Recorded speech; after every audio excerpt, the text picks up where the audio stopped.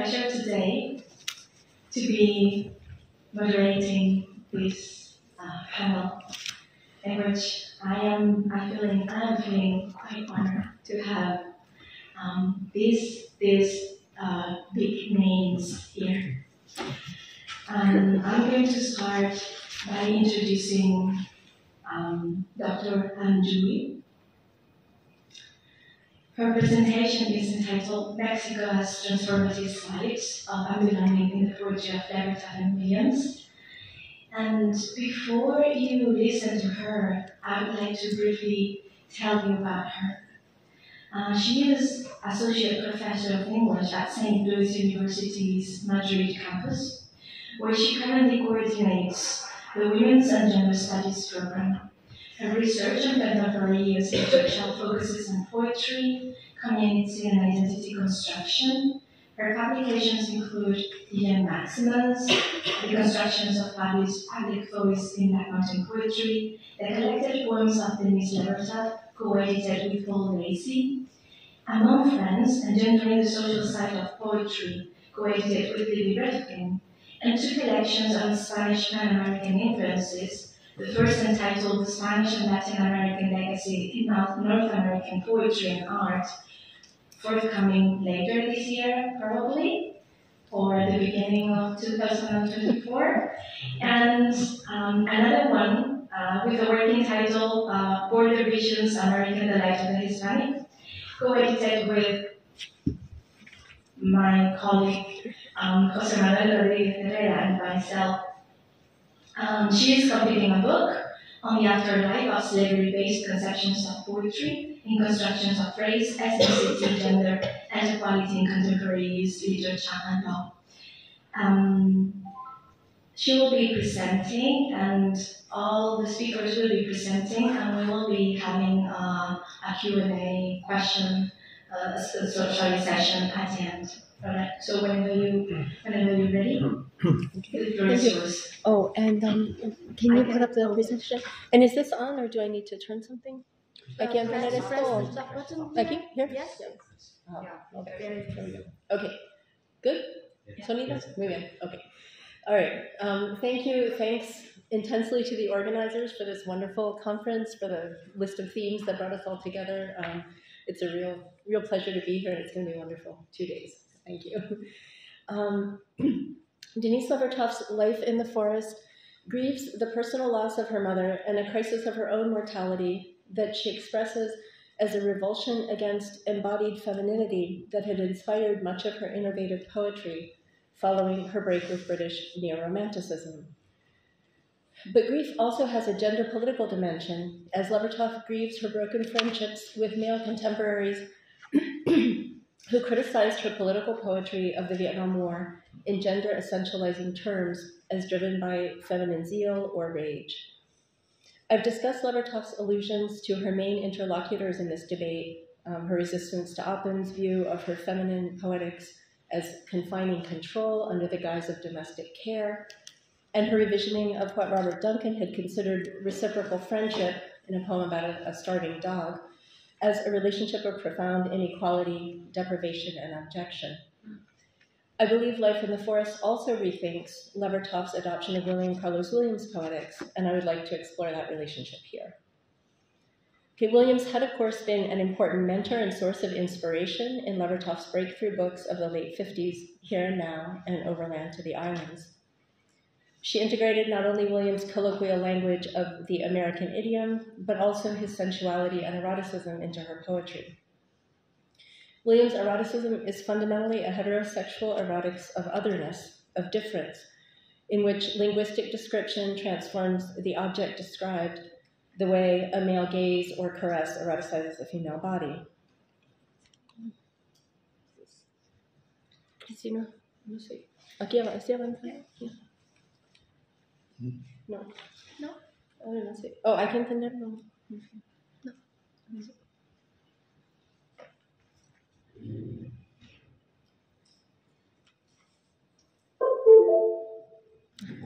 Thank you.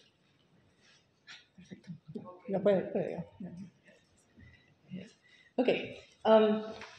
So in the poem Queen Anne's Lace, For example, Williams' metaphor transforms the purple mole at the center of each flower that accentuates whiteness into the tiny purple blemish or bruise of a man's touch, whose otherness marks the woman's body. This metaphor, in turn, transforming the field of flowers, the field of Queen Anne's lace, into, quote, a white desire. In another poem, in Spring of All 2, section 2, the poet's descriptive gaze renders the flower a body on fire as the petals' interaction with each other becomes a sexually suggestive inflamed whirl. I think of the George O'Keeffe flowers we heard about earlier this morning. A whirl and throat, quote, petals aslant, darkened with mauve, red wherein whirls, petal lays its glow upon petal, round flame green throats. Levertov seems to recognize this erotics of otherness inherent in the sensuality of Williams' poetry. Glenn Sheldon argues that Levertov's increasing experimentation with eroticism emerges especially in the liberating foreignness of the Mexican landscape, assimilating the attraction of otherness implicit in Williams' heterosexual desire. Like the objects in the Williams poems I just cited, Levertov's Tomatlan makes palmettos come alive under the touch of the wind to, quote, shake their green breasts, their stiff green hair, until they are blue flames, green smoke. This new immediacy blossoms into innovative, woman-centered, and sometimes queer sensuality in Mexico's unfamiliar land and culturescape. Levertov spent time there in the 50s. The brutality Levertov associates with Aztec human sacrifice tinges eroticism and femininity with unconventional violence. The butchers in Levertov's a supermarket in Guadalajara, Mexico, are handsome, quote, handsome and gay as they dreamily sharpen their knives. And after the bride-like purity of their first communion, the girls in her poem Sunday Afternoon play with crude sensual vitality, quote, alive, alive, kicking a basketball, wearing other new dresses of blood-red velvet. During this period, then, Mexico is central to Levertov's departure from U.S. gender roles and exploration of a more open, unconventional eroticism. Levertov's representation of the feminine is strikingly different when she writes of Mexico in Life in the Forest, 1978. Her poetry expresses discomfort with femininity as a source of inspiration. In the 50s poems, Gender is No Obstacle, Levertov's innovative exploration of feminine embodiment assumes the woman artist's belonging in nature and society and communicates gendered sensibility unself-consciously, implying that gender is not a barrier to understanding. In Life in the Forest, however, Mexico is radically alien, a hostile landscape that resists human meaning, where pre-Columbian gods demand human sacrifice and humans grieve, exiled from communication with nature or society. While the death of Levertov's mother is autobiographical reason for Levertov to write of Mexico, the many allusions to Williams' The Desert Music in the Mexico sequence in Life in the Forest also suggest her exploration of the threat of otherness, of which Williams writes in this poem. In The Desert Music, the US-Mexico border as a place of contact between others is a site not for the generation of erotic beauty, but for polarization of difference into the worst hierarchies and stereotypes of imperialist and gender difference, in hard-drinking tourists from the US seeking cheap beer and sex thrills. Identifying as US and white throughout most of the poem, and thus denying his shared Latin or Spanish heritage, Williams denies international common ground. These stereotypes seem, however, to ward off a deeper threat that the other resists the poet's patriarchal appropriation and takes on a life of its own. The border is no longer a caressing contact between bodies, but a potentially violent encounter between the rigidly structured bridge that he associates with, quote, the law based on murder and confinement, and an, quote, inhuman, shapeless body that resists description, characterized negatively in this passage as not having a head, arms, legs, and in a passage broken by large blank spaces and black dots, suggesting a presence language cannot capture. No longer in control of gaze and touch, the speaker fears the touch of the obscene fingers of the poor begging as he crosses the bridge, and the poem's main erotic figure, the striptease dancer, resists the poet's description and instead moves him while shielding herself from his gaze with her, quote, cold eyes and, quote, a screen of pretty doves. Against these threats to the poet's imposition of his gaze, language becomes a protective barrier rather than a caress.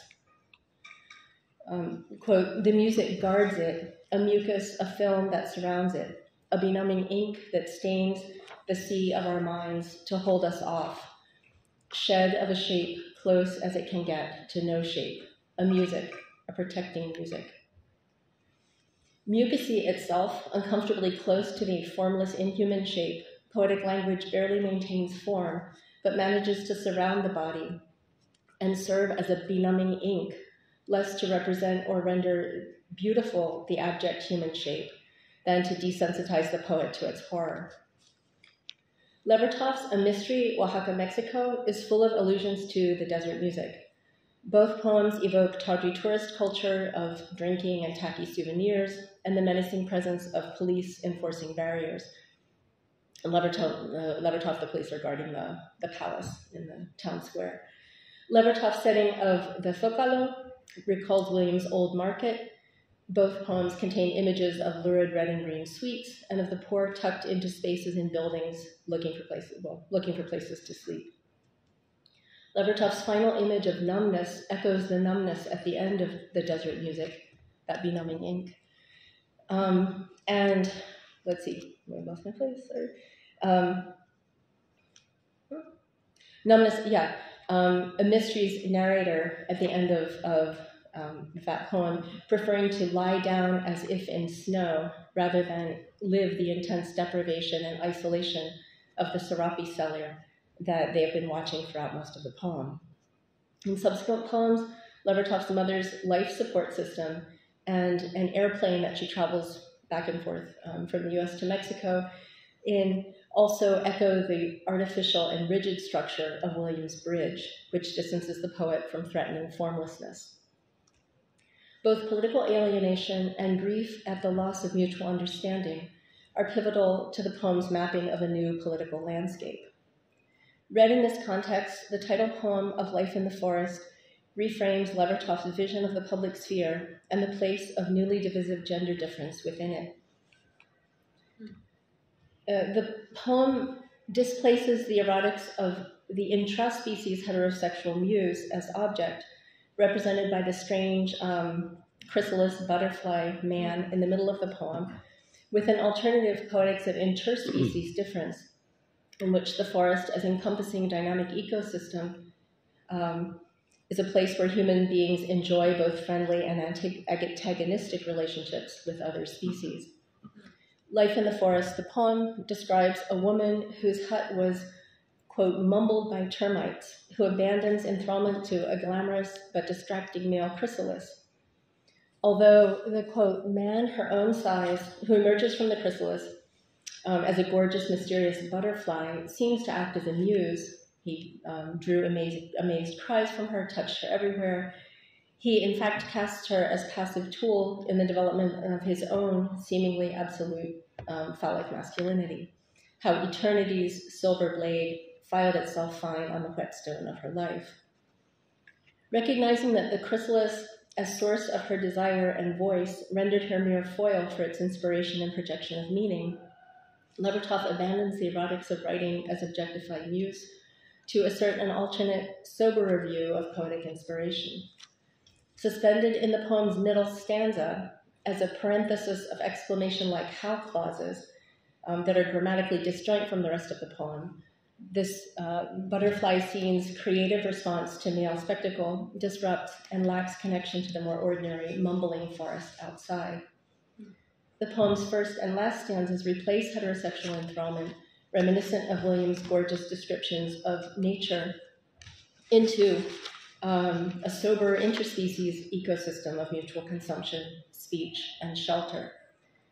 Quote, the trees began to come in of themselves evenings, the termites labored, the hut's green moss of shadows gave harbor to those who sheltered her. She was marked by the smile within her. Its teeth bit and bit at her sense of loss. This new ecosystem involves both provisional mutual shelter that is vulnerable to interspecies antagonism, the termites are parasites, and the loss of community such conflict of interest involves. Yet the final double-edged image of the smile claims power to define or to mark oneself in this environment. The speaker accepts the necessary but asymmetrical, potentially conflicting relationships of this ecosystem, her smile becoming a gesture of self-definition against the blade that had reduced her to its whetstone. Although overtones of the cliché that the woman is gnawed by loss, usually we're gnawed by loss, and not by a smile, suggests sorrow, the smile literally consumes loss, implying affirmation and appreciation of the vulnerability that creates the need for mutual shelter and interdependence. The first stanza's image of termites mumbling the speaker's hut extends this metaphor to speech, understood as a common material of the world that belongs to no one and is continually recycled by different beings in the ecosystem, both available for transformation and consumed by others, both serendipitous natural shelter in community, the trees, and material to be destroyed and repurposed. As the poet's shift from gender to species difference envisions the public sphere as governed not by intraspecies erotics, but by interspecies shelter and antagonism, the artist and the tree's task become creation of protective shelter rather than of shared meaning and imagination. Shared meaning, and imagination, I guess, too, Imagination is nearly solipsistic, quote, the dreamer clutching wide awake a different frayed scrap of fabric. And the poem continuum ends with an itinerant plane-traveling poet returning, she doesn't say home, but she's kind of in permanent exile, to kindred but isolated beings, each facing the same struggle alone. A singing beetle, dung roller, working survivor, the same blind face upturned to the light, the one song, the same weed, managing its brood of minute stars in the cracked flagstone. Am I on time? Okay on time? Yeah, okay. 2 more minutes. Okay. Levertov's domestic community, or the poet's, the speaker's domestic community, is fellow survivors clinging to shelter, any shelter they can find, in the waste and cracks of a harsh landscape. While I don't have time to explore it here, other poems, such as The Long Way Round in Life in the Forest, explore the social architecture of a public sphere that denies communion and egalitarian touch. The Mexican landscape as site of unbelonging in nature and society helps to explain not only Levertov's response to essentializing critiques of her political poetry as feminine, but also characteristics other critics have noted in her subsequent work. José Manuel Rodríguez Herrera argues that her 1981 Pig Dreams reasserts feminine authority from a perspective of non-belonging. Levertov, like the pet pig Sylvia, is an orphan adopted and domesticated by humans. Uprooted from her biological species community, she must live a double life as split self that combines human, pig, and other identities as her community extends to dog brothers and kinship with other animals. Cristina Gámez-Fernández traces Levertov's long-term interest in another source of asymmetrical perception and difference, disability, in her multiple poems really throughout her career on blind people. Gámez-Fernández argues that Levertov's poems on blindness recognize that all knowledge is imperfect and that her meditations on the blind grow into, quote, a superior form of knowledge that stretches language through synesthesias and onomatopoeias to attempt to bridge difference or merge horizons while recognizing the limits of her knowledge. While both Williams and Levertov's Mexico sequences express an alienation and foreignness perhaps unusual in such otherwise intercultural poets who had drawn on international traditions for inspiration and for whom American nature had represented sensuous vitality, they also represent both how profoundly a patriarchal erotics of otherness had structured that poetry and the difficulty of envisioning a non-patriarchal alternative.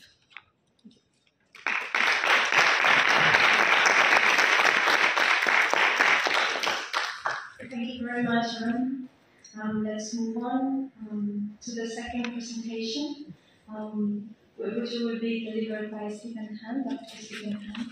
He is Professor Emeritus of William Paterson University and serves on the editorial advisory board of the William Carlos Williams Review. He has published numerous essays on Williams, and writers and artists with whom Williams is associated, including Allen Ginsberg and the photographer George Tice. In 2017, he co-edited a collection of short biographies titled Paterson Lives on historical and literary figures rooted in the city of Paterson, New Jersey. He is the co-editor of two book-length collections on teaching the works of William Faulkner, author of a volume on Henry David Thoreau, considered a philosopher, and a contributor to and participant in the BBC radio docudrama by the British poet Michael Simons Roberts, A Traveller's Guide to Paterson. That dates from 2015. He now lives in southern Maine, teaching at the Maine Coastal Senior College and writing on Williams, the literature of Northeast U.S. mill towns, and the literature of aging. Welcome, and whenever you want. Thank you. The title of my paper is Craft as Resistance, Williams and Levertov in Conversation about Poetry in the World.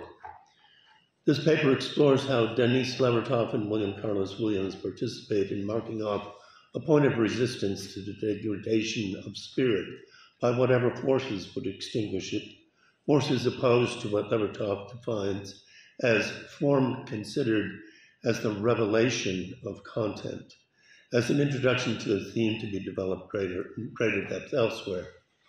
I've titled my paper Craft as Resistance rather than Form as Resistance to emphasize the activity of the poet in the handling of poetic forms, not form itself as an outcome, but as the point of resistance, evidence of the point of resistance. The form, as it were, the form is, as it were, the outcome of the struggle with material, the exercise of craft. While my examples in poems are limited to an exemplary few here, the emphasis is general throughout their poetry. The word and idea of craft has a long history in poetry and poetics in English, dating from the time of the establishment of English as the shared national language in the writings of King Alfred in the 10th century, where it is associated not only with knowledge and skill, but with strength and virtue as aspects of character and action through the time of Chaucer and on to the present. If Williams uses the word craft in this sense sparingly, he also does so emphatically, as in the poem, The Visit. Say I am less an artist than a spade worker, but one who has no aversion to taking his spade to the head of anyone who would derogate his performance in the craft.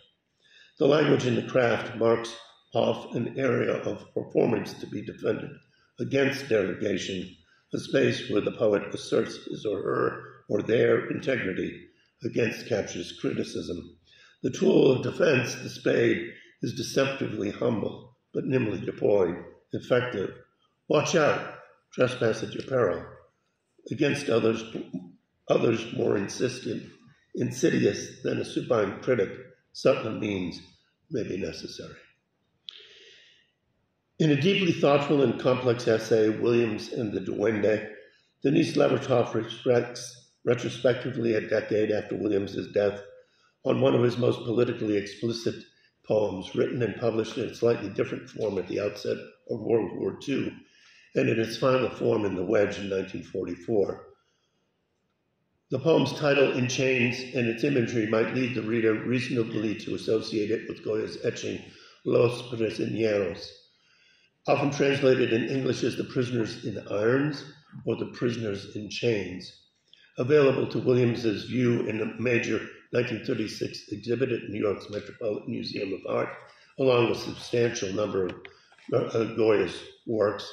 Los Prisioneros sympathetically renders the plight of prisoners without revealing the crimes for which they are imprisoned or the identities of those by whom they are imprisoned.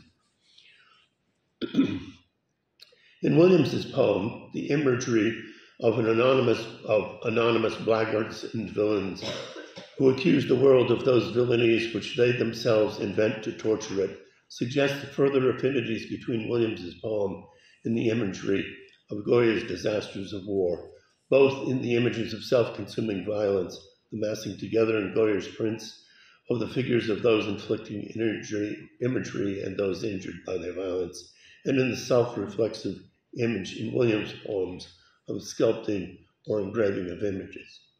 Aptly, the poem concludes, and this is in your handout, "We have no choice but to bend to their designs, buck them or be trampled, while our thoughts snap and bite within us helplessly, unless we learn to avoid being as they are. How love will rise out of its ashes if we water it, tie up the slender stem and keep its image of its lively flower chiseled upon our minds." And asserting an acrostic relationship between the poem and images from Goya is speculative. There are, after all, several aspects of the poem that appear in a number of Williams's poems, apparently distant from Goya's depictions. The imagery of snapping and biting at one's own body or mind in numerous poems in his late career, of being prisoner into Elsie, and of nurturing love as the tending of flowers, all dispersed to claim but one source for the pattern. Yet the association is compelling, as is the association of the spirit of resistance implied in these lines with Lorca's Duende, an allusion Levertov does not unpack until the final paragraph of her essay. Something in the poem, however, gives Levertov pause, something she calls a flaw of logic and then a lapse of logic, something that seems to suspend the counteraction of resistance at the border of reflection.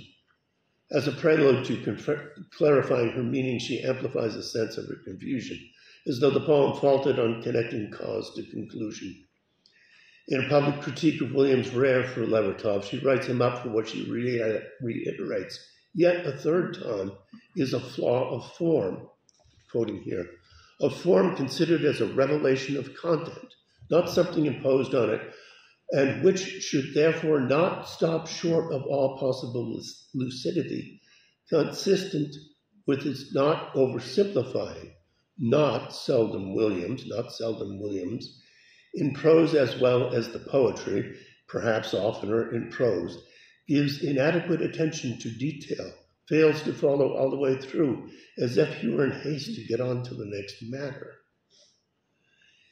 In reply, as a reader, I can't quite understand the reason for Levertov's convoluted syntax, even given what from an American perspective one might call her occasionally quirky manner of expression, including doubled and inverted negatives as in not something imposed upon it and which should not stop short of all lucidity, and not seldom Williams, nor can I quite make sense of her troubled way of sussing out what seems a perfectly coherent interpretation through the veiled gaze of a rhetorical question.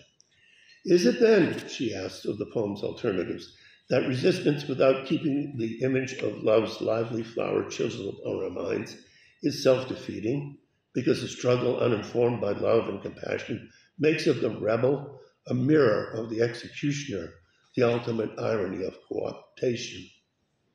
This is what it seems to mean to me. And I'd like to think that, I'm still quoting here, and I'd like to think that Williams, though he was never a political revolutionary, except in the implication of his work, and was rather repelled than enthused by the left-wing politics of his day, meant it to convey to the reader the meaning I attributed to it. Ordinary reader that I sometimes am, I want to say, yes, of course, that's what Williams apparently meant to say. In fact, the only reason I can see for all the perturbation is that Levertov wants to emphasize the point, troubling and fraught in the United States in 1972, particularly for her, that resistance is distinct from rebellion, and to insist that a choice between resistance and rebellion is a significant choice tied to whatever is signified by love's lively flower, not just in the moment, but always. In reading Williams and the Duende without having access to the correspondence between Levertov and Williams, one might be kept in the dark as to their largely sympathetic and sustained attentiveness to each other and to their shared sense of poetic intentions and responsibilities.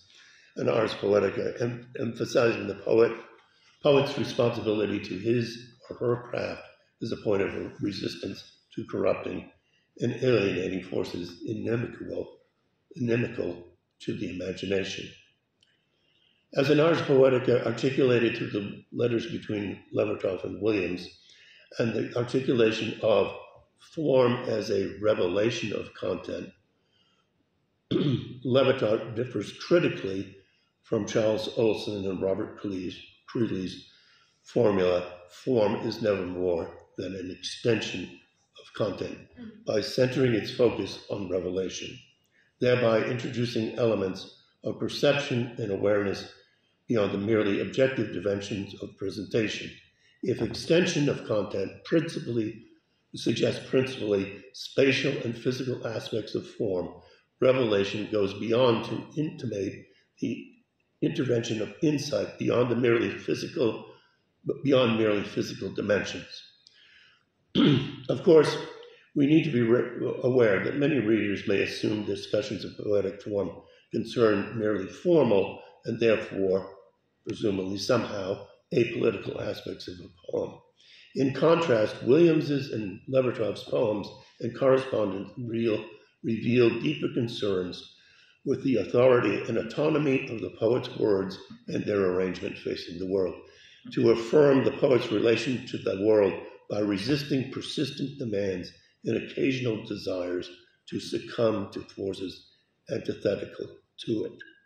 The dialogue between Williams and Levertov provides a space for them to explore themes of form as a revelation of content, already implicit in such poems as Levertov's Too Easy to Write of Miracles and Williams's In Chains, and in the passage beginning, The province of the poem is the world in Paterson 3, among others. In this ongoing dialogue, Williams appears enlivened by the communication with someone understanding the deeper resonances of his poems, while Levertov appears affirmed in her commitment to being both classically independent, Kenneth Rexroth's phrase, and responsive to what she called Williams's spiritual influence. I'm going to skip over a piece here that Chris is going to talk about later, that I realize, about a difference in over American idiom. In comparison to Williams's In Chains, as an enactment of the theme of craft as resistance, Levertov's poem of 1948, Too Easy to Write of Miracles, contrasts eternal states of affairs put upon the presumed human subject passively suffering, like the willow to lament in the second stanza, and invokes the difficult human response, clarifying all the context of a simple human phrase in the third, and then in the fourth reaches a resolution, reiterating and emphasizing the point of craft as resistance.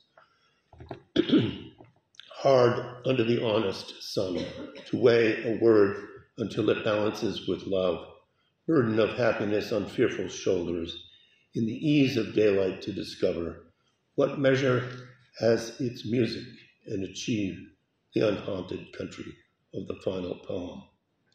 What the poem asserts in its conclusion as unhaunted contrast with the anguished rant and anger of the second, in which human subjects turn to pace like ghosts about the walls of war.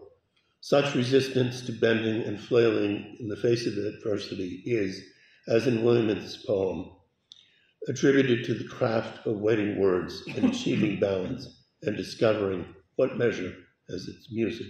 In other words, to the imagination and its manifestation, not just in the guise of a poem, but in its formal articulation of conflict and compensatory response.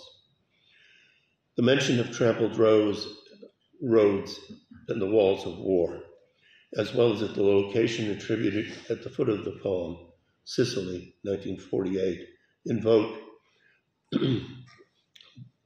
the resistance in the then recent war, as well as the whole progress of the poem, like the progress of Williams in Chains, from an imagined state of oppression to one in which to which one is wholly subject. I knew this was going to be a real problem. To which one is wholly subject, to one in which a human subject resists its oppression and creates the counter image to it.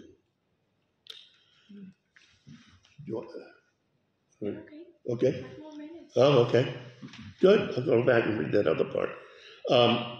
That the counter image becomes the point of resistance to whatever is inadequate to it is the burden of Williams's brief lyrical passage in Paterson, beginning, "The province of the poem is the world."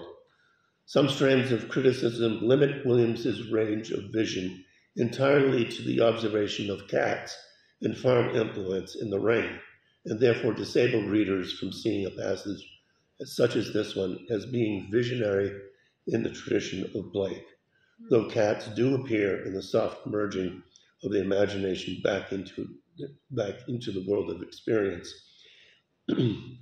in the conclusion of the passage. In Blakean terms common to Blake, Williams, and Levertov, the poem is an organ of perception, or perhaps more accurate to say, the act of speech is an organ of perception, which may be insightful or not, depending on the genius or the particular spirit of the poet. Therefore, the poem makes a claim to define a world, which when the poem closes, the world closes also, and leaves us with the quotidian, as in the arc of the lines composing this brief lyric. The province of the poem is the world. When the sun rises, it rises in the poem, and when it sets, darkness comes down, and the poem is dark. And lamps are lit, cats prowl, and men read or mumble and stare at that which their small lights distinguish or obscure, or the hands search out in the dark. The poem moves them, or it does not move them. Fétude. In the Joycean and Blakean undertones of punning in Paterson, we hear in Fétude both the echo of Il fait tout and the cinematic directive to fade out, and connect to another scene in which Noel Fétude, Paterson, seems to read while a roar of books from the watered library oppresses him until he continues on to seek his own source of revelation. Deferred. Here's the conclusion. Having cleared away whatever anxiety was halting her in her presentation of the sense of Williams as her partner in resistance, Levertov concludes her essay, Williams and the Duende, with the characterization of the Duende as the going beyond the end, beyond the brilliantly conceived and perfectly executed, which is to say something like the nuance of the sense of the final poem, which does not exist except as imagined through the form of the present poem. However accurate or inaccurate Levertov's understanding of Lorca may be, her point is clear that the craft of the poem enables the poet both to articulate an image in the form of the poem and to exceed limits of the predetermined designs of politics, advertising, and academic norms, and so to resist them.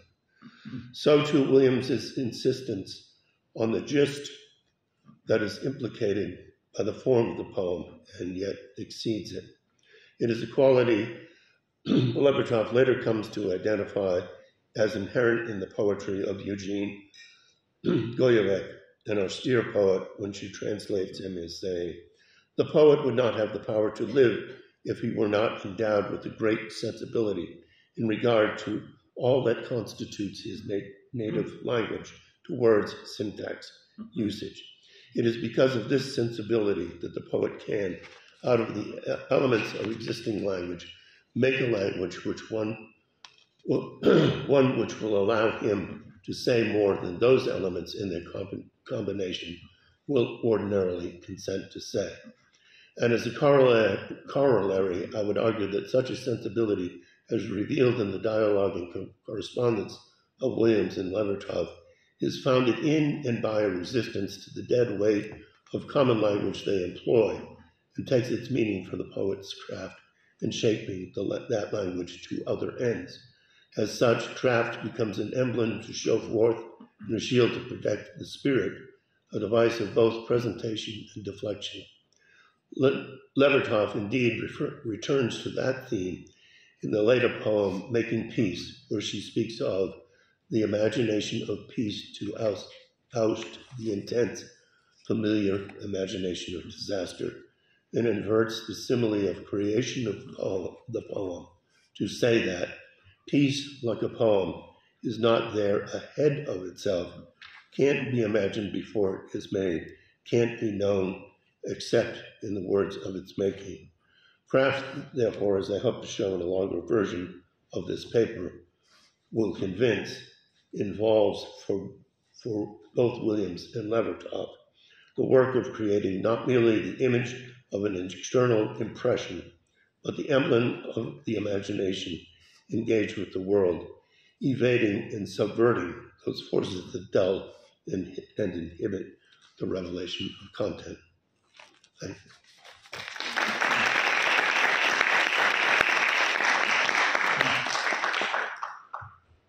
Thank you very much, Paterson.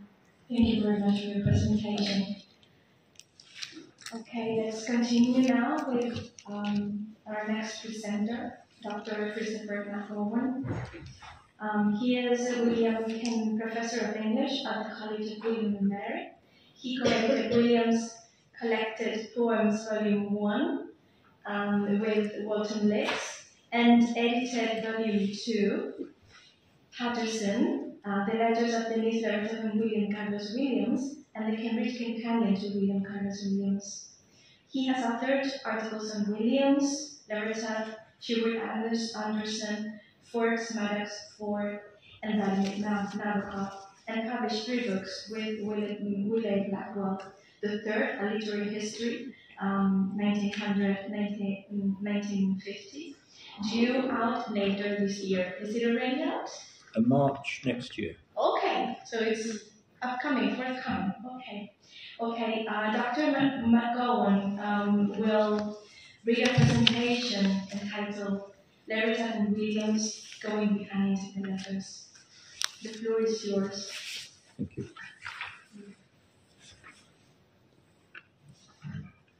So what I have in mind here is looking at a couple of the letters that I thought between Williams and Levertov that I thought were particularly interesting.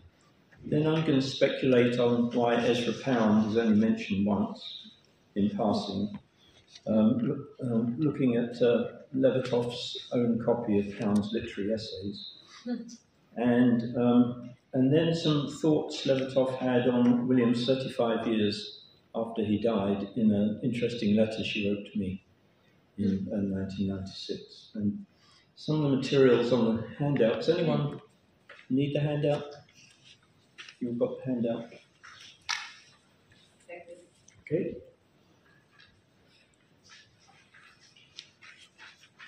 The publication of the letters between Denise Levertov and Williams in 1998 came about through Denise Levertov's wish to have in print this record of her early years in the United States and of her friendship with the famous older poet. So it was her idea. She approached New Directions and said she would like to have them collected. Although Levertov was facing a serious illness as the project got started, she was fully engaged with it. She asked to see my transcriptions in case I'd misread any of her handwriting. I just think she didn't trust anyone, just herself. Actually, her handwriting is very clear, especially to anyone who's read hundreds of undergraduate exams. She answered any queries and helped me with annotations. Unfortunately, she didn't live to see the book appear in print. The letters from Williams wound up among Levertov's papers at Stanford, A few are clearly missing. Levertov moved around a lot, and we all know how difficult it is to keep track of things moving from place to place. Williams is another matter, since he lived and died in the same town. He seems to have had a doctor's habit of record keeping and threw little away. So he kept letters, hundreds of letters, no matter whether from a well-known poet or an ex-patient. So he kept Levertov's letters, including her first shy diffident letter signed Denise Goodman, a married name, not Denise Levertov, and that got it misfiled at Yale's Beinecke Library under G Miscellaneous, because the cataloguer had never heard of Denise Goodman. So I didn't trust them after that. Other Levertov letters were at the Lilly Library, Indiana, and one was among the papers that the Williams family donated over the years to the local Rutherford Public Library. So Levertov moved around and her letters to Williams moved around. Williams stayed in one place and his letters were all in one place. For me, one of the most important exchanges and correspondence is Levertov's argument with Williams' suggestion that she incorporate what he calls the American idiom into her work. Disagreeing as she does, it's not so easy for a poet just a few years into her career, arguing with an established figure whose advice on her poems she sought and respected. Levertov had become, by the mid-1950s for Williams, the latest figure in his one-sided feud with English poetry, and even sometimes with England. I think, Ellen, that there might be a difference between Williams and Europe and Williams and England. I'm sure you'll go into it in your book. England is a special villain. A feud that stretches back to and includes his ambivalent attitude towards his English father, his disappointment with Auden, and his remarks on Ford Madox Ford. I've never forgot, he writes to Levertov in 1957, how you came to me out of the formalism of English verse. By the American idiom, Williams seems to mean contemporary diction approximating contemporary speech rhythms and free verse. The poems Levertov sent him that produced Williams' advice that she bring the American idiom into her work include Canticle and Corazon. I've given you those on the handout, both of which she praised for using the American idiom, and the Jacob's Ladder, which is also on the handout, which he found disastrous in its staid iambic. Levertov's letter of September 21st, 1960, rejecting this advice, is at once forthright and guarded, passionately defensive of her own mixed heritage and the resulting voice she wants in her poems, but wary of offending Williams. The rhetorical strategy of Levertov's letter is very careful, even calculated. It begins with an apology, not for the disagreement to come, but for not writing all summer, and it's actually only been a month, and it's September, and he wrote in August, so that's a complete red herring. But for not writing all summer. And this is followed by some gossip. Some comments on the general value of Williams' The American Idiom essay then follow, comments that she doesn't really believe, for she writes to a different correspondent that she found his essay repetitive and muddled. She then transitions via, for me personally, the criticism to come here tempered by the claim of its being subjective and not absolute, into an articulate and passionate defence of her multicultural origins and the necessity for her authentic voice that expresses it. She uses Williams' term for her own argument. The American idiom is an acquired language for me.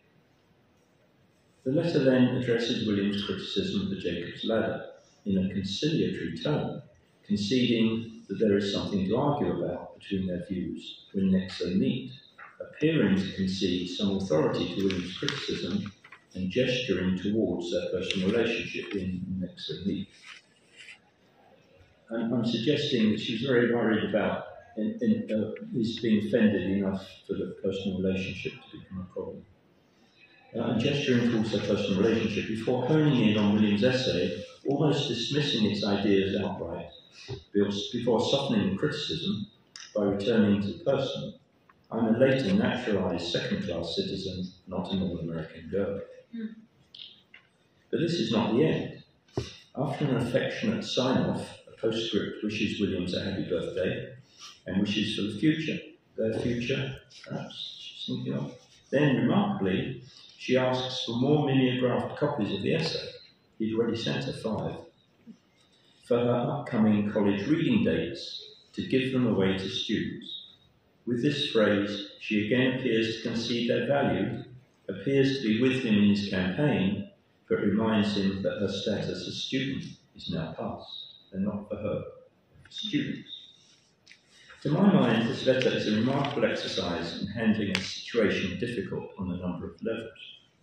The letter that marks her emergence as an equal in confidence, if not yet an achievement, of the older mentor.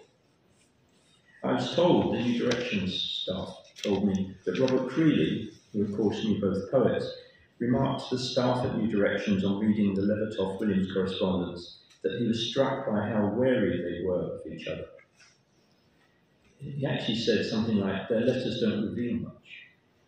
They're being so careful. That they didn't give much away. Creeley's remark captures something of Levertov's skillful emotional balance in a letter like this, as well as Williams' instinct of when to back off. For Williams' reply, written the day that he received the letter, is conciliatory, finding the comments on her personal history enlightening, noting their joint interest in spoken language, and ending on a domestic note and hopes of future meetings. I thought that was quite diplomatic. As for the 3 poems, it's hard to see how Williams thought the Jacob's Ladder was written in the staid iambic, although he does say his judgment came from the way Flossie read the poems to him. Most readers, I think, would consider Jacob's Ladder superior to Canticle and Corazon. Robert Duncan seemed to think so when Levertov sent him the poem.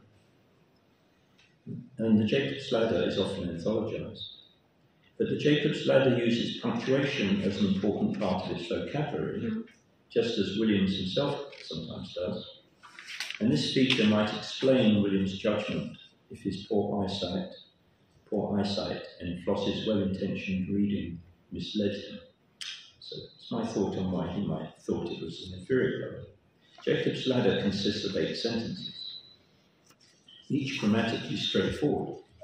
Line and stanza breaks are mainly and conventional on adjectives, nouns, and verbs, and the first 2 stanzas each make completed statements. What the stairway is not, gleaming strands, and what it is, a rosy stone. But the contrast between the 3rd and 4th stanzas is enacted by the colon, ending the 3rd stanza, not by a period. This contrast of the angel springing down, the man climbing up, and then passing on alone.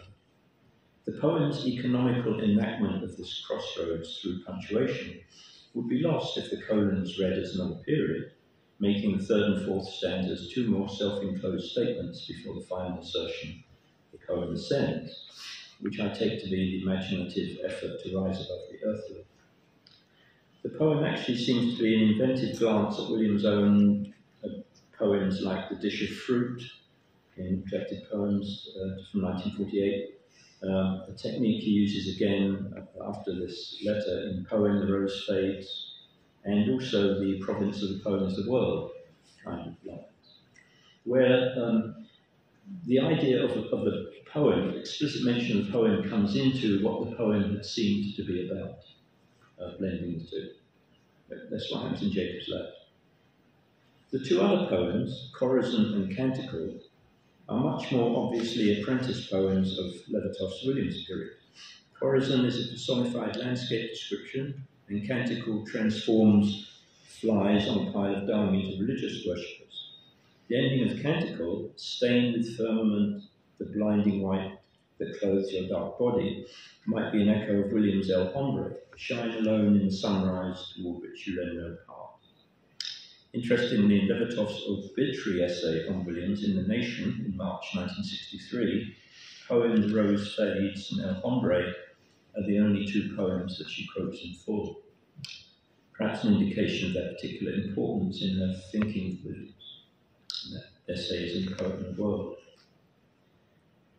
Another letter, particularly revealing of their relationship, is an exchange 4 years earlier when Levertov tells Williams of her upsetting extramarital affair just before she and her husband went to Mexico in January 1956. This affair is behind at least 4 of Levertov's published poems: The Lovers, 2 poems titled The Marriage, and The Third Damage, all in Here and Now. I wrote to her and asked her if she minded this appearing in print. She didn't mind. I asked her whether this personal matter would be a problem. She and Mitchell Goodman had been divorced for more than 20 years, but Goodman was still alive when I was preparing the correspondence. What's of interest here, I think, particularly, is the different way she writes of the affair to Williams and to Robert Duncan, which says something about the dynamics of her relationship with each of the poets. At the height of her emotional distress in January, she wrote to Duncan, apologising that she could write of nothing else at the present but her distress. She gives the narrative. Every day the departure from Mexico came nearer, she writes. She writes of her misery and confusion and asks Duncan's forgiveness for, quote, unburdening myself to you. Duncan's reply is sympathetic and personal. Reference to the affair and its emotional consequences appear in 2 further letters to Duncan. But the subject in the Levertov-Williams correspondence is distanced and literary on both sides. She first writes to Williams of her emotional difficulties in March, not January. The letter is actually addressed to Williams and Flossie, 2 months after the first letter to Duncan, and when things seem to have settled down a little. With the letter are 2 of the poems for which it is the background, so she only seems to tell him about it as background to the 2 poems she wants his opinion. So with the letter are 2 of the poems for which it is the background, The Lovers and The Marriage, sent for Williams' comments. In those comments, Williams begins with kind, sagely professional advice on resisting the beast of love. It has something of the tone of a doctor counselling. Resist the beast of love. Then he moves quickly to generalisations about women, but takes up most of this long first paragraph speculating on the passions of Sappho. The subject only recurs in their later letters through the revised version of The Lovers being an improvement. A beautiful piece of work, writes Williams, concerned with the artefact, not any emotional consequences of the event that produced it. By the way, Duncan showed the picture to Charles Olson, showed the poem to Charles Olson, and Charles Olson said it wasn't poetry, it was love. I thought it was interesting. This literary distance bears out again Robert Creeley's comment that Williams and Levertov are both holding something back. There's also, of course, a difference between the relationship of 2 contemporary writers who admire each other's work and the relationship of 2 figures meeting across 3 generations. As the American idiom exchange reveals, Levertov most values in Williams his comments on her poems, Jacob's Ladder notwithstanding, and his poetry itself. The reverse was the case with Ezra Pound. Levertov told Sybil Estes in a late 1970s interview that she learned more from Pound's criticism than from his poetry, noting, in the ABC of reading, he emphasises really standing by your word. This became very important to me, taking responsibility for the precision of what you say. This seems to me the most basic thing that one can learn from Pound. So Levertov wrote to Williams in a 1956 letter that the ABC of reading was among the limited number of books that she took to Mexico. Levertov's marginalia in her own copy of Pound's literary essays, I bought that when her library went on sale. So I looked at the marginalia. Levertov's marginalia in her own copy of Pound's literary essays is heavy in the essays on imagism and the serious artist, critical essays, but in the marginalia citing Lorca's discussion of Duende,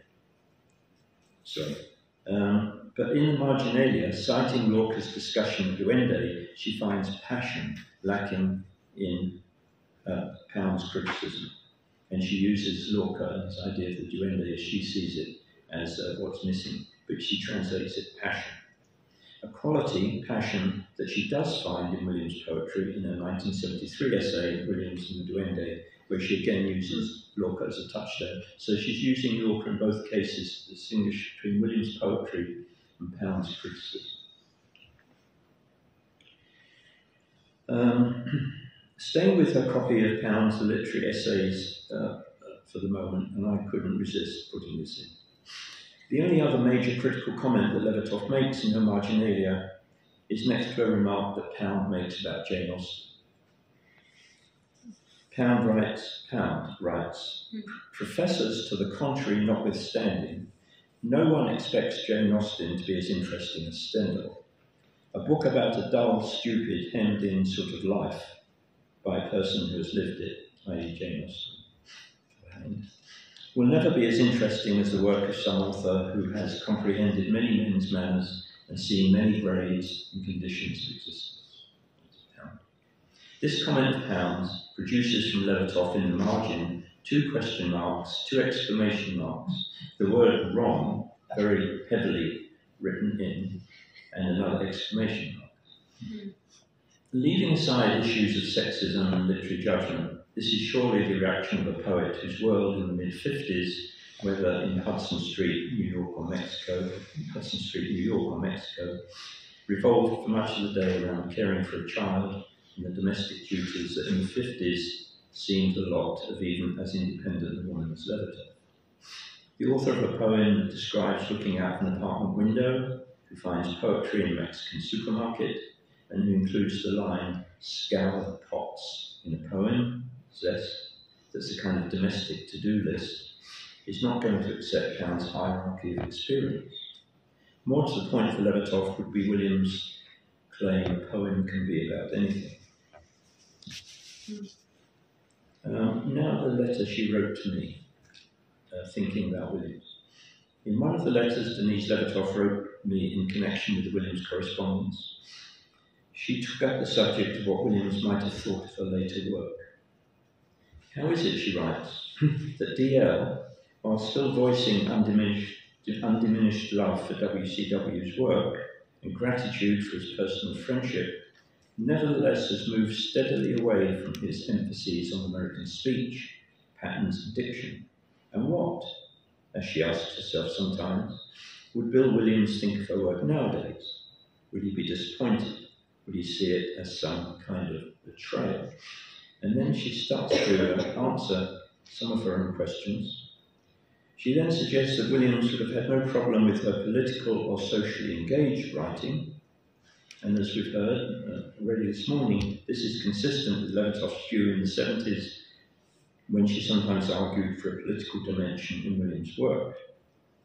She thinks a little controversy may have arisen over her religious poems, although let's recall his objections to the Jacob's Ladder, whatever one might think of them, are literary, not religious. But the main problem, she says, would be rhythm and diction, that he might see her later work as too poetic, too literary and regressive. Among the reasons her later work took that direction, she writes, one of them is she returned to a recognition of her English roots. This, I think, Williams would have obviously understood, as his response to the American idiom exchange indicates. Levertov adds another reason. More and more I came to feel unnourished by the banality and tin-eared character of so much contemporary verse, some of it based in gross misunderstandings of WCW. And I longed, she writes, to make poems that had depth and beauty of language. She's not the only one to express this view of Williams' legacy as reflected in contemporary poetry, and it's interesting perhaps to wonder what Williams himself would have made of it.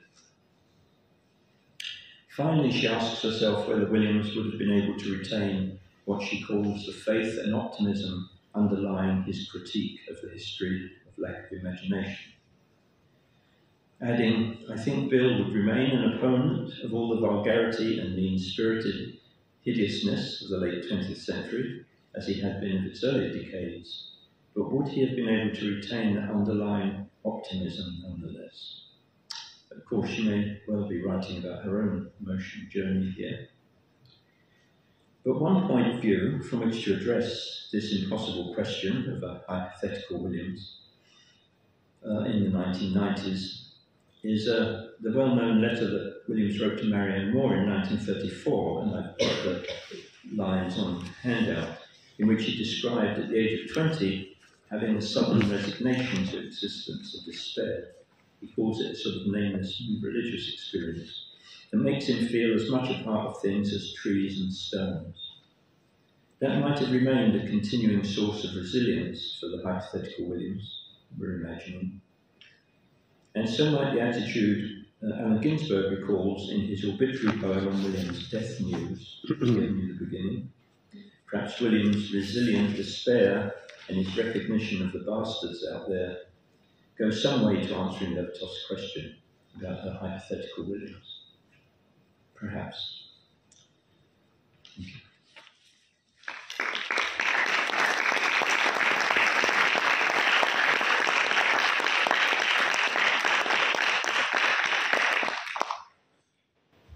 Thank you very much, Dr. MacGowan. Let's continue. Let's continue with the last speaker in this panel. It is Dr. Fred Adler. He's a musician and medical doctor from California with a long-standing interest in and admiration for the work of both William Carlos Williams and Denise Levertov. He is a fabricator doctor as well as a pianist and composer of contemporary classical music.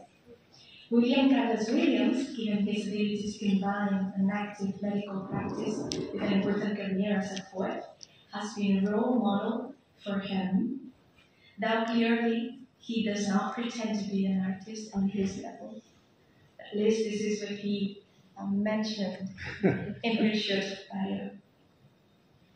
As an opponent of the Vietnam War, Dr. Fred Adler first came to know Denise Levertov through her work in the anti-war movement and came to love her poetry and prose writing.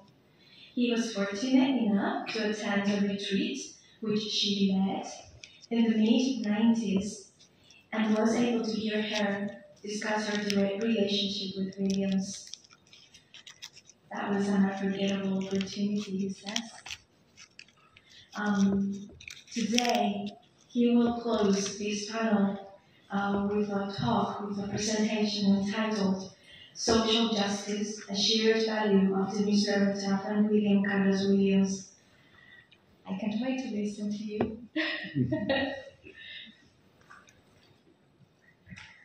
Is that good? Yeah. You're not? That's enough. I just want to say before I start that it's an honor to be in such an illustrious panel and to have been invited. I'm not professional in literary criticism and academic, so I'm going to do things a little differently. I'll be informal. I don't have a formal talk. I have a lot of material I wanted to deal with and probably won't get to all of it. I wanted to say that retreat that I attended that Denise Levertov led, that was the first time I heard about Dr. MacGowan. I said to her at that time, it's the mid-90s.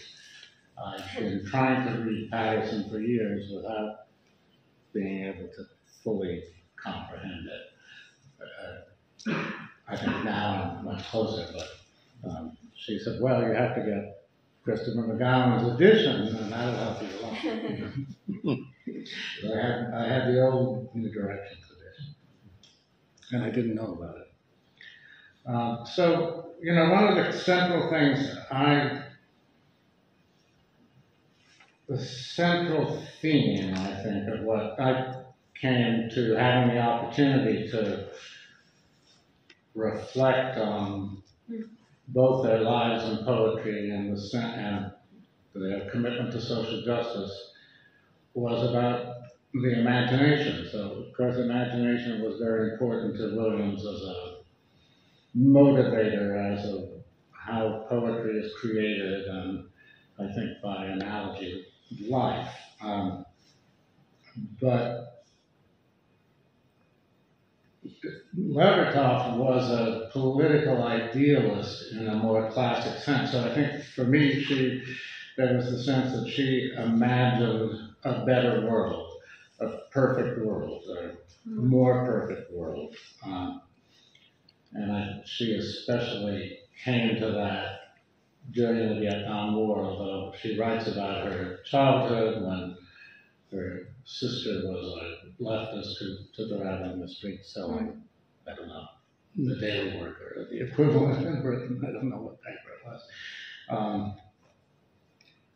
So I had like these two quotes kind of kept coming back to me as I was looking at things that Williams says in Spring and All. The birth of the imagination is like waking from a nightmare. Never was the night so beneficent. And I feel like he's talking about imagination as a creative force, encompassing reality, intensifying its expression. But also, that was a time, it was a time of personal struggle for him. And then when you get to the time of the Vietnam War, that was a time of political struggle for Levertov, for being, I think she identified by that time as a North American, as a U.S. citizen, and had a lot of remorse about what her country was doing. So she writes in her excerpt from Writers Take Sides on Vietnam from 1967, "It is hard to be an artist in this time because it's hard to be human. In the dull, ever-accumulating horror of the war news, it is more difficult each day to keep remembering the creative and joyful potential of human beings and to fulfill that potential in one's own life as testimony." I think that's, unfortunately, it feels very timely today. Absolutely. Absolutely. Okay.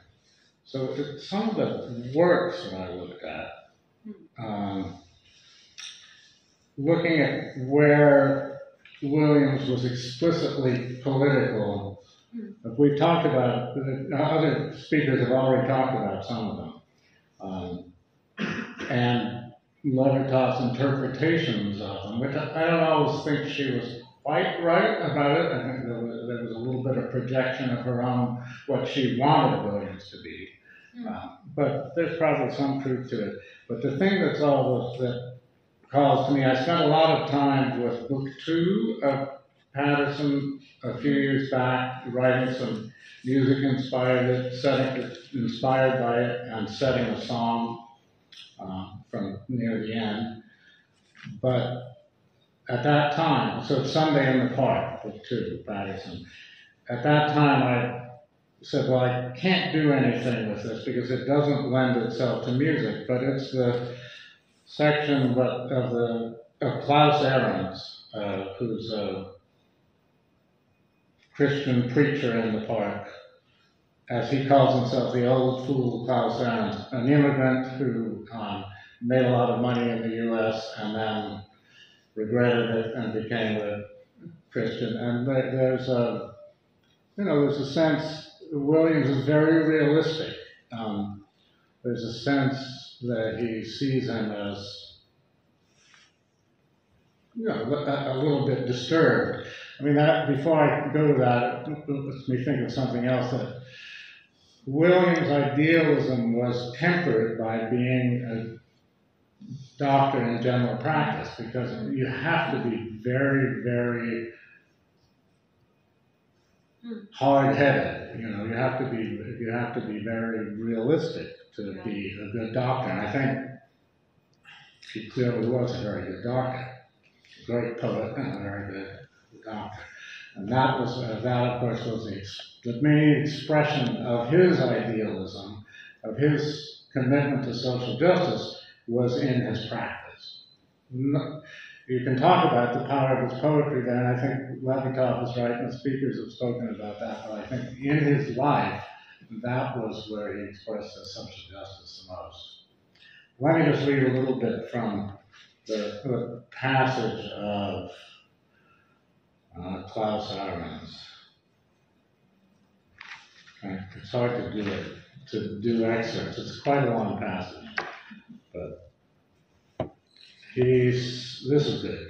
So great riches shall be yours. I wasn't born here. I was born in what we call over here the old country. But it's the same people, the same kind of people there as here. And they're up to the same kind of tricks as over here.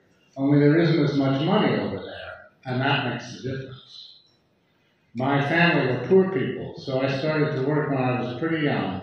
Oh, it took me a long time. But one day I said to myself, Klaus, that's my name, Klaus. I said to myself, you're a success. You have worked hard, but you have been lucky. You're rich, and now we are going to enjoy ourselves. And there's some excerpts of American history. It says, so I came to America. But when I got here, I soon found out that I was a pretty small frog in a mighty big pool. So I went to work all over again. I suppose I was born with a gift for that sort of thing. I throve and I gloried in it, and I thought then that I was happy. And I was, as happy as money could make me.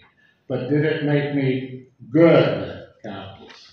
And then he goes on to talk about his conversion on pre-Christianity. But this is a good line, a good set. America the golden, with trick and money damned like Altgeld sick and molten. We love thee, bitter land. Like Altgeld on the corner, sing the mourners past. We bow our heads before thee and take our hats in hand. And so one day I heard a voice just as I'm talking to you here today. And the voice said, Klaus, what's the matter with you? You're not happy. I am happy, I shouted back. I got everything I want. No, it said, Klaus, that's a lie. You're not happy. And I had to admit it was the truth. I wasn't happy.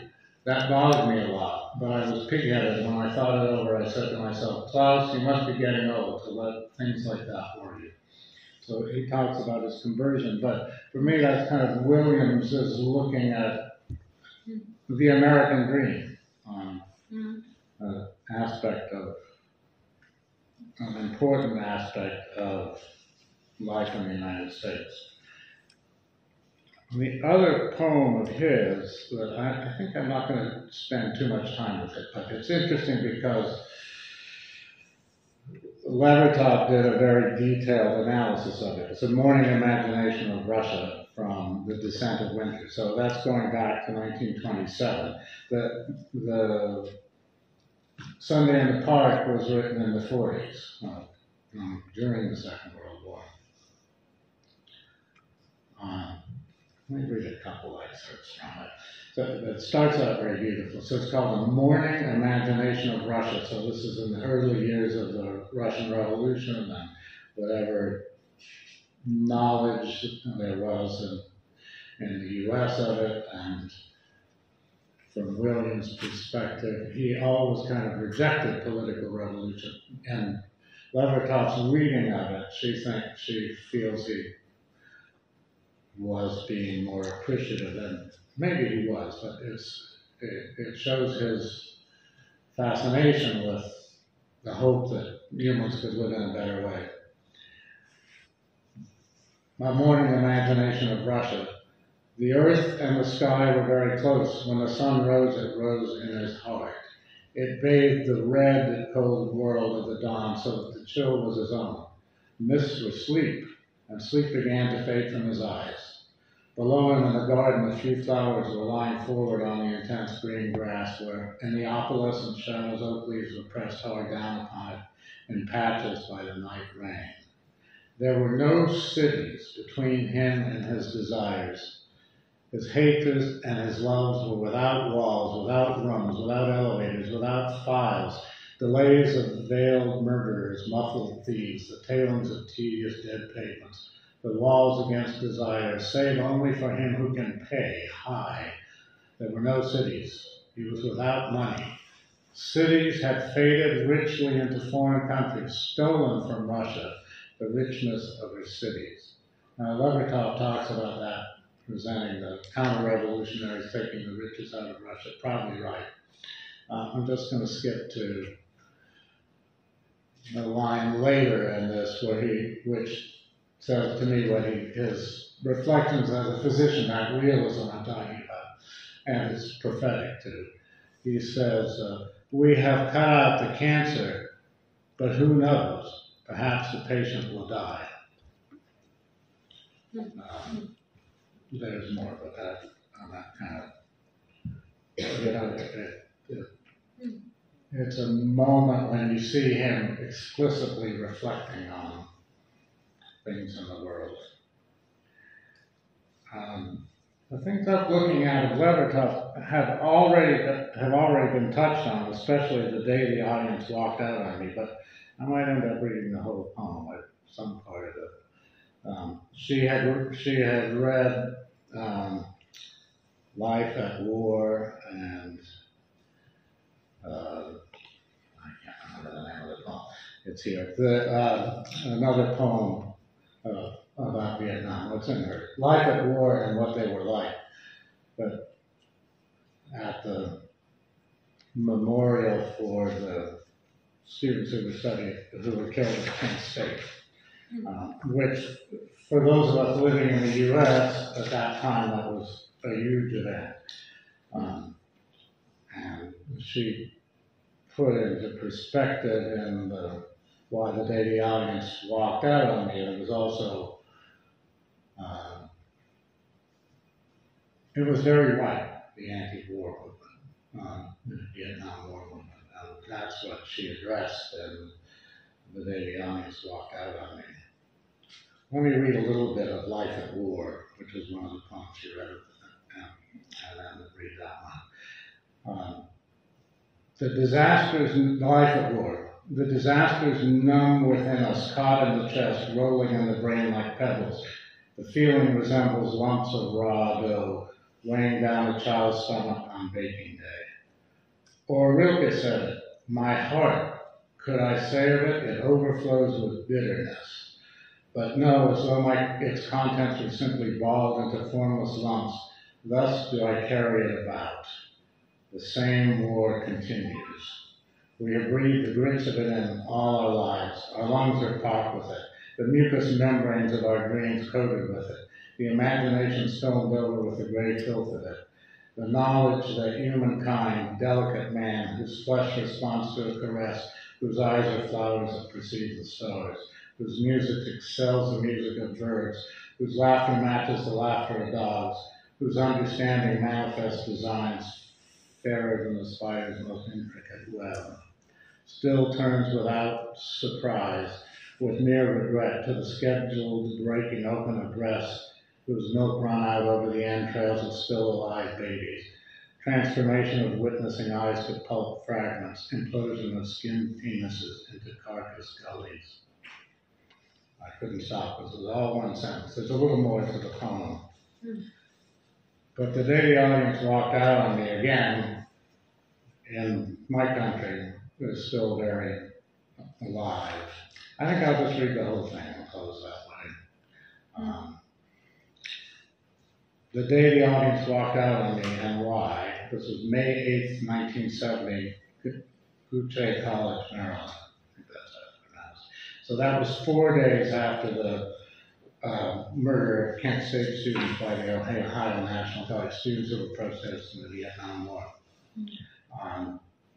And she refers later on to a black student shot at Orangeburg, South Carolina on February 8, 1968, and state troopers killed 3 and wounded other black students at Orangeburg. So the poems, like this had happened after the antiphonal reading from the Psalms and the dance of lamentation before the altar, and the 2 poems, Life at War and What Were They Like.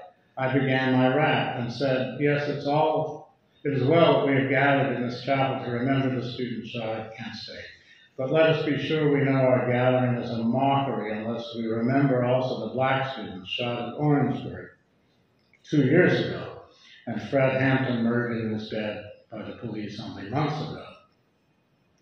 And while I spoke, girls, older women, a few men, began to rise and turn their backs to the altar and leave. And I went on and said, yes, it's well that we remember all of these, but let us be sure we know it is hypocrisy to think of them unless we make our actions their memorial, actions of militant resistance. By then the pews were almost empty, and I returned to my seat, and a man stood up in the back of the quiet chapel, near the wide open doors through which the green of May showed, and the long shadows of late afternoon, and said my words desecrated a holy place. A few days later, when more students, black, were shot at Jackson, Mississippi, no one desecrated the white folks' chapel because no memorial service was held. That's the powerful idealism and the realism of Levertov that was there in Williams too.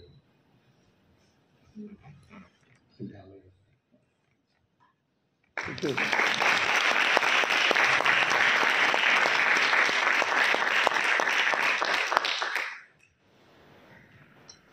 I am very grateful for such a panel. And me being here, this is just so fortunate. We have started exploring Unbelonging in Levertov and Williams, and we turned to resistance in both poets. Dr. MacGowan was actually providing such an insightful paper in which he was explaining what was hidden just by reading the letters, that there is much more, and he was kind of unpacking it for us. And then we have finished with this more personal presentation approach from his own lived experience. I don't know if you have questions. I'm sure you have. Or maybe you have questions to each other, because I could see, I thought that maybe earlier. So maybe you want to start and then... Or if with the audience first.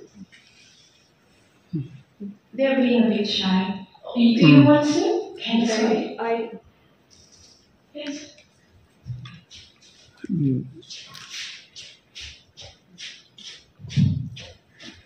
Okay.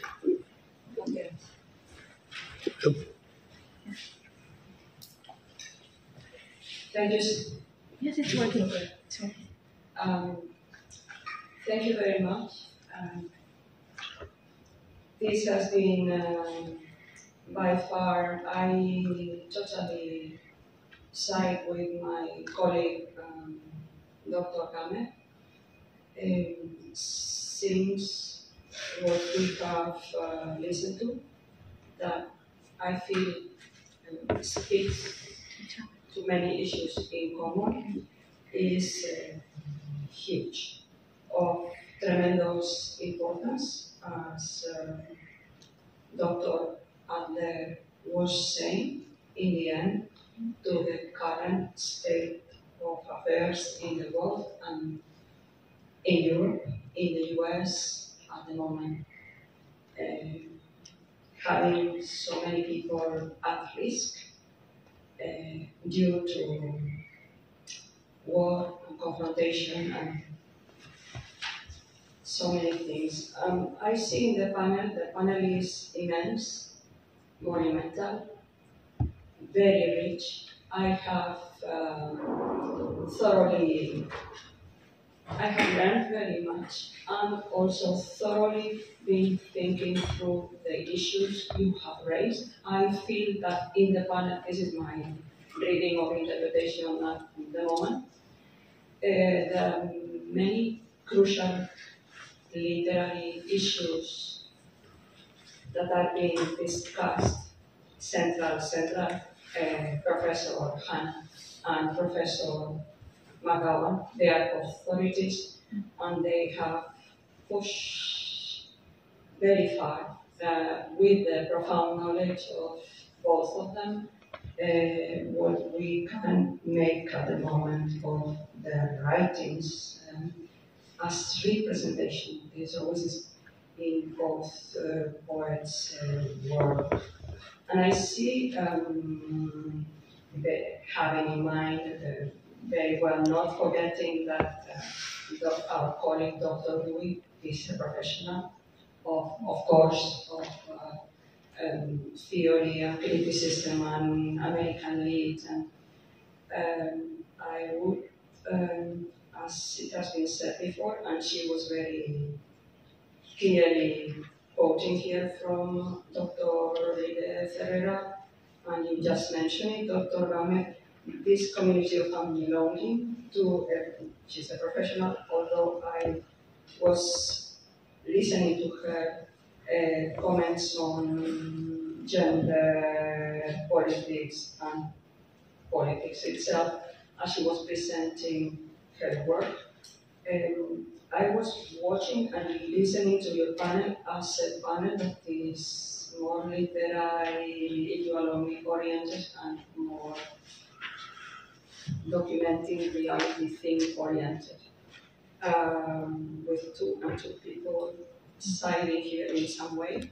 I am very, very much interested in what you mentioned, Dr. Dewey, on the community of Unbelonging, regarding what Dr. Adler was saying in the end, regarding what is speaking and being or becoming a voice or being an activist anti-Vietnam or considering herself already an American citizen. This community of belonging and unbelonging, which is usually unbelonging, or the unbelonging of the poet, always of the writer, always in exile of reality, but constructing and operating upon reality.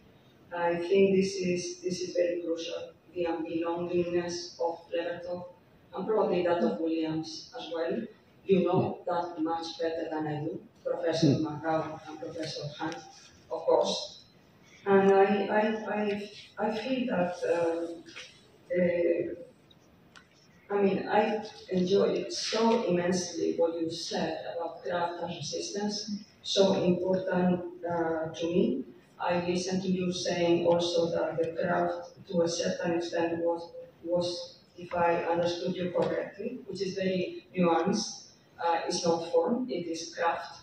I think I have taken correctly the notes. You were speaking of craft also as a shield of the spirit, and I was immensely interested in what you mentioned as peace existing in the words of its making. This, to me, talks to these two other speakers on the panel, Dr. Dewey and Dr. Adler, at this very moment. Peace exists in the words of its making. I would like you to comment on something in the end if possible. And I've been amazed when listening to, I'm not aware of really what was Levertov's, I should be, views or opinions on how or what Pound meant to her herself, or having already been so very much in touch with the American scene, okay, outside Europe, Pound being all over the place, but being in Europe, in the heart of Europe. And what you were saying about passion and not passion, passion equating it with some work by Williams and absent from the ideas, many ideas from Hahn. Her recognition of her English roots by the end of her work, that you know so well. Roots within this rootlessness or unbelonging in which, or to which they are in the midst of this, but at the same time growing old and acknowledging my English roots in a world that is where I've been already living for 25 years or so. Sorry, this is my little stream of consciousness after very carefully and really joyfully and gratefully listening to you. I think this has been monumental. Once in a lifetime, we can attend to such an event with these distinguished 5 colleagues. And I would like to listen to you saying things regarding anything that has to do with what you have already addressed as a panel. Thank you so much, and congratulations. Yeah, so I'd like to talk to the students in back, and thank you for your thank you for your patience as we intellectualize.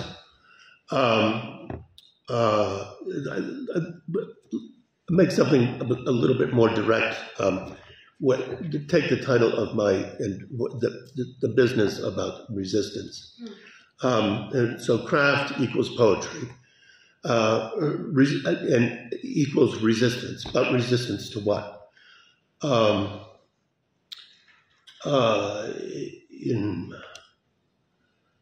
In my country, the United States, right now, we have it's a very precarious time, a very troubled time, because we are disenchanted with our own political process. And so part of it is resistance to disenchantment, I would say. And the manifestations of it are very visceral. So we have wars going on around the world. And as I think Levertov and Williams recognize, we have wars going on all the time. And that's a condition of what we are.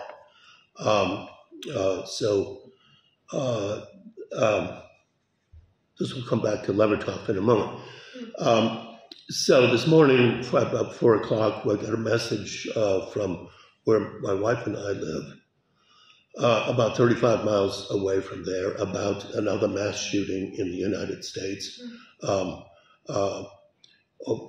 due to what we might think of as failure of imagination, disenchantment with life. So that place was also about 25 miles from a place where Denise Levertov and her husband, Mitchell Goodman, lived during the summers and in a camp in Maine, northeastern United States.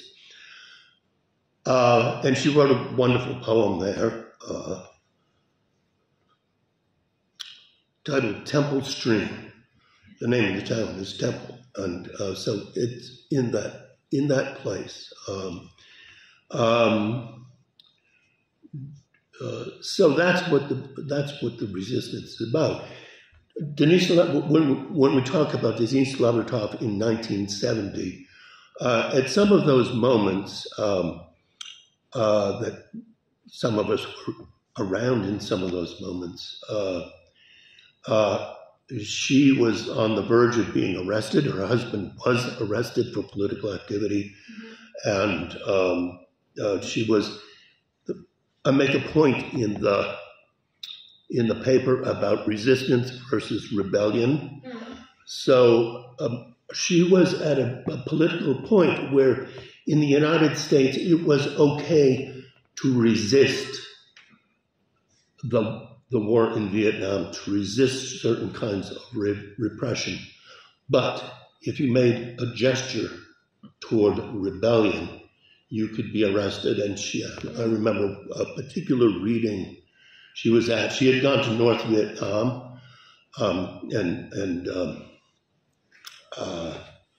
there were, even within the anti-war movement, there were people who were angry at Denise Levertov, saying, "Well, you are no longer a pacifist. You were giving aid and aiding and abetting the enemy through your poems and what you're doing. And so you're going to get us all in trouble because we only want to resist. We don't want to rebel." And so she was kind of, was conflicting kind of thing in a public way. And, I don't know what your imagination of the United States was, but at that moment, in that particular event, there were FBI agents. You couldn't tell everybody, everybody dressed like a hippie. But there were FBI agents next to you, and people only called themselves by their first name in certain environments because you didn't want to give away who you were. So, but to come back to resistance, just think about it. In Spanish, the word for disenchantment would be Desencanto. okay, so that's the resistance to becoming so disenchanted with life that you exploit others and you give up, and that's it.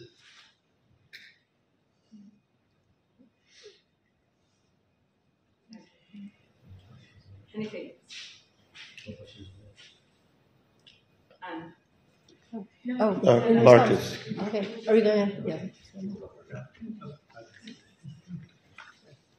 So, Steve, you mentioned that line, the province of the poem is the world. Yeah. And I was wondering if you and or Chris could maybe speak to that line in the poem, or maybe its relationship maybe to the book, or to Williams's ideas about the relationship between the poem and the world, which is part what you're talking about, Steve.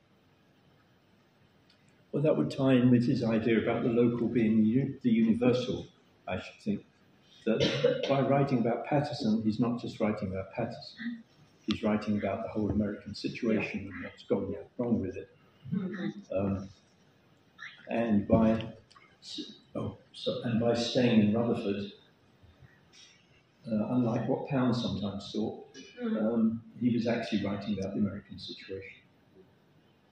So the province being... In writing poems that seemed perhaps as a pun on provincial, yes, just occurs to me, he's actually writing about the much larger universe that comes from the centre of what he's doing.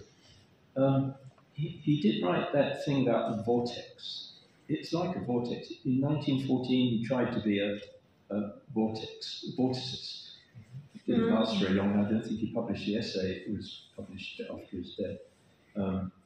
And it didn't do much for Pound either. He moved on to something else. But it's the same kind of idea, I think, of a gathering together of large things coming together into a small thing. So perhaps that's one way to annotate it. There's actually a review in the Swanee Review, I think 1964, that begins with the province of the poem, and it reviews a number of contemporary poets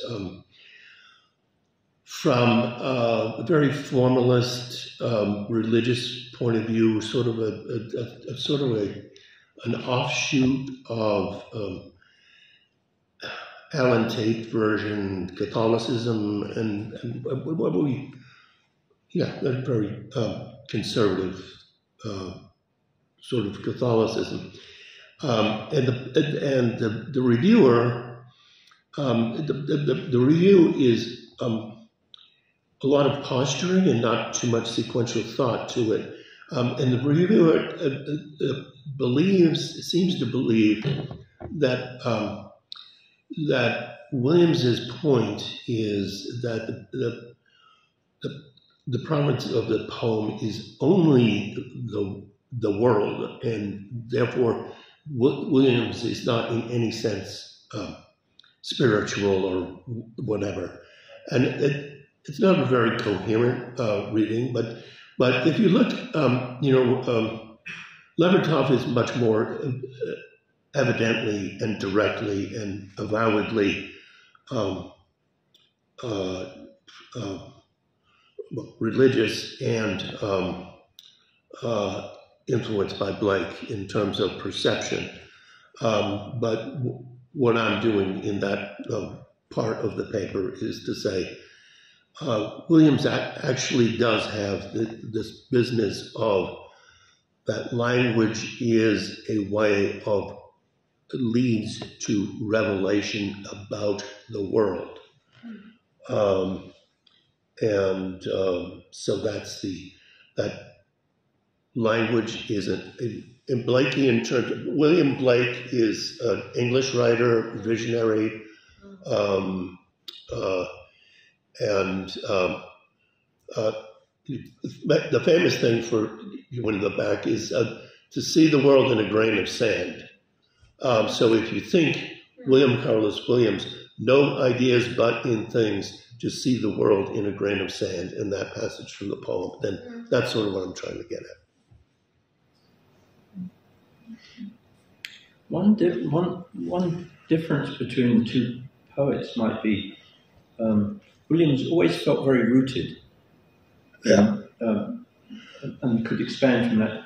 Whereas by the end, and she mentions it in the letter she wrote to me, it's not in an extract I gave you, she actually felt cut off from England too. Mm-hmm. She said her English readers thought she was American. Mm-hmm. She hated Margaret Thatcher, who was in power for a long time, and everything Margaret Thatcher did. She didn't like what had happened to the United States either. And I think her religion was a help. That's where she rooted herself in her last poems, rather than in a place. She has I believe it's in an essay about Cordoba. Yes. Yes. So she talks about her connection back to, but her, in England, I wasn't English because I was a Jew, and etc.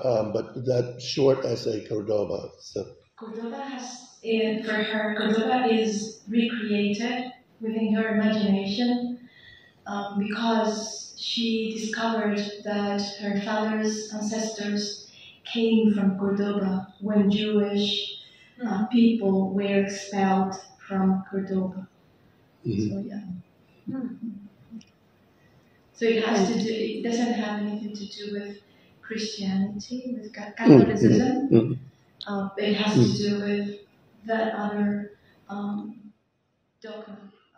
Jewish dogma. I think Williams at times felt like he was a stranger. Well, he's always trying to get the people in Rutherford to come to his poetry readings. Yeah. He seemed to think they'd be interested, and they never were. And Flossie kept telling him, "Why'd you bother?" Yeah. He has a poem about his, what he calls his English grandmother, about. So she had a shack on a beachfront in New Haven, outside New Haven, Connecticut, and so he goes through her whole life, and she travels around from England into the Caribbean, and then he's amazed at how she goes through different life stages and different relationships and so on, and she gets to she dies, dies in, or the poem "Last Words of My English Grandmother" is that's the setting of it. But the poem is what's kind of the poem. That's the title. The last words. No. But the poem about the Emily Dickinson welcome, about the dedication for a plot of land. Dedication for a plot of land, right? About that tomorrow, yes. Quoting Professor. Wonderful. Okay, we'll wait to hear from you. Yes. Dedication for a plot of land. She's not going to let go of it. Ellie wanted to ask a question. Ellie, check. I actually have two. I don't know if we have time, but the first one is for Chris, and then I have one for Anne too. So I was thinking about the Pound comment about Jane Austen. It sounds vaguely familiar to Virginia Woolf's remark about Charlotte Bronte and her kind of narrow world and the way that actually impedes her writing. But I was thinking of Levertov's exclamation points. So if I understand it correctly, in her biography, she wasn't formally schooled. No. Do you think that might affect her, like her Englishness, that she wasn't in the school system, that she wasn't formed? Her world would have been, in one way, small too, like those novelists the female novelists that didn't have the privilege of formal education. How much do you think that matters to her sense of Englishness and also to her kind of, I don't know, her view of herself as a poet and intellectual? Well, I think she was homeschooled to the age of 12, and after that, I don't know if she then went to some formal school, but she says it well. And then the war broke out, and she was taken out into the country, and then she became a nurse and saw some of the consequences of the war. So her teenage years were full of experiences. And then, of course, she met an American and went to France and came to the US. So she had, I think, quite a range of experience. It gives me a chance to give two anecdotes, your question. One is I knew some people who knew Virginia Woolf from my college, and they said she was a terrible snob. So the remark she made about Charlotte Bronte would fit in with that. And it gives me a chance to say that I grew up very close to where Denise Levertov grew up, Ilford, which is a very dreary suburb of London. But it's close, and you can get on the train, Ilford, and be in London in 15 minutes. So Yes. she had lots of opportunities to see a wider world. I'm not suggesting that her life would have been as limited as a novelist in the 1800s, obviously, but I would still imagine that being thrown into this intellectual context where you are exchanging letters with Williams and you are angry in the marginalia with Pound, not having had that formal schooling might still have been something that factored into all of those exchanges. So that was more my, but I love those kind of I said what I could say. I think when, after 12, how old was she, 14 or so? I think where she went to school was ballet school when she was sent outside of London, but I don't know if there was an academic component to a ballet school, if it was just that. And then in terms of the home setting, I think it was, you're saying, is it cut off from Englishness? It seems to me it was extremely international, right? The people circulating through that house, it was an intense, site kind of religious debate, of cultural debate, but certainly not Anglo-centered, I don't think.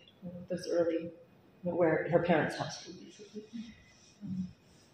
When I heard her, she spoke quite a bit about her education, and the only complaint she had was that she's called herself Asian American. She said she couldn't make change in a taxi cab.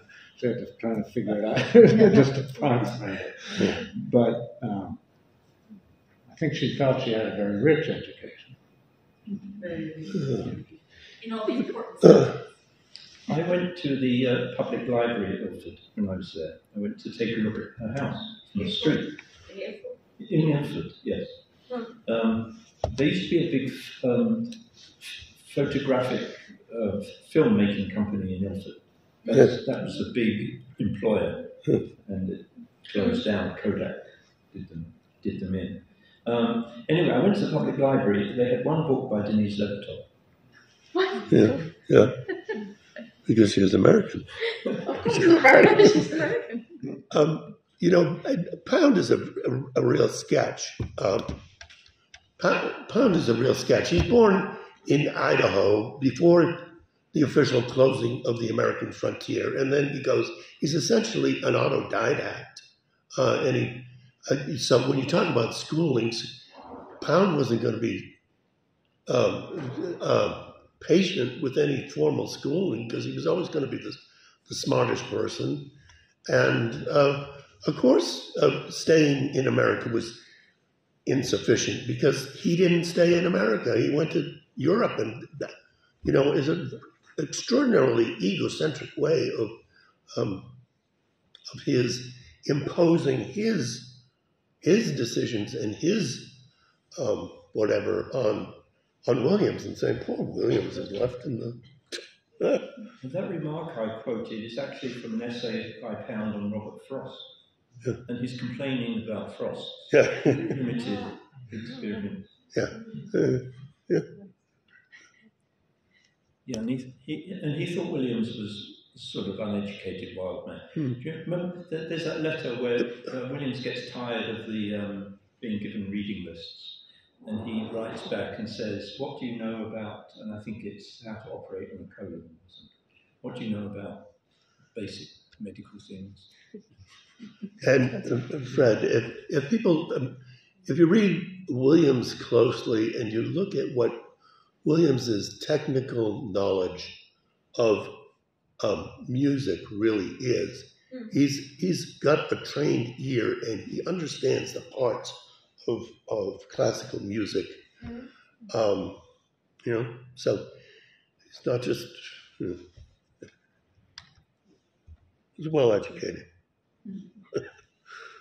The people forget also that he went to school in Switzerland, you know, as a kid, and he went to Horace Mann in, so compared to today's undergraduate education in the United States, he's pretty well educated.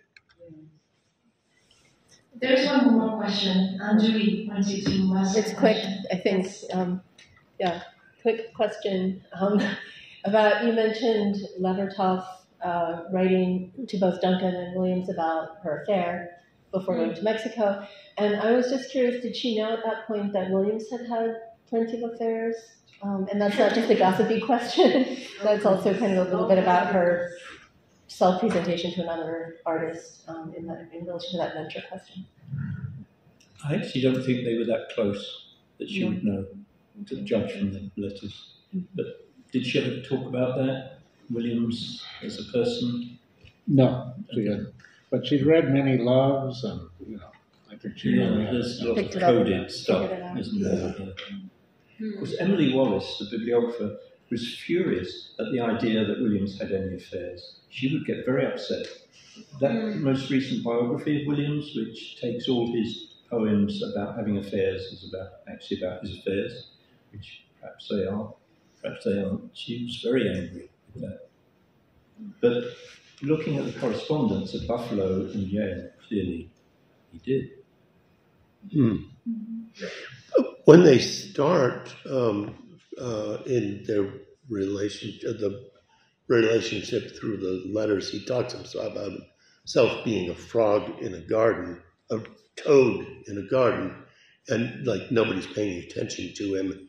And he's had a heart attack and stroke, and so he's kind of physically disabled and looking for attention.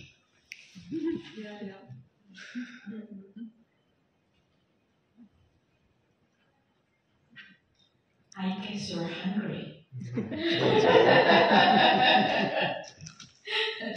So let's stop now. Let's have a lunch break.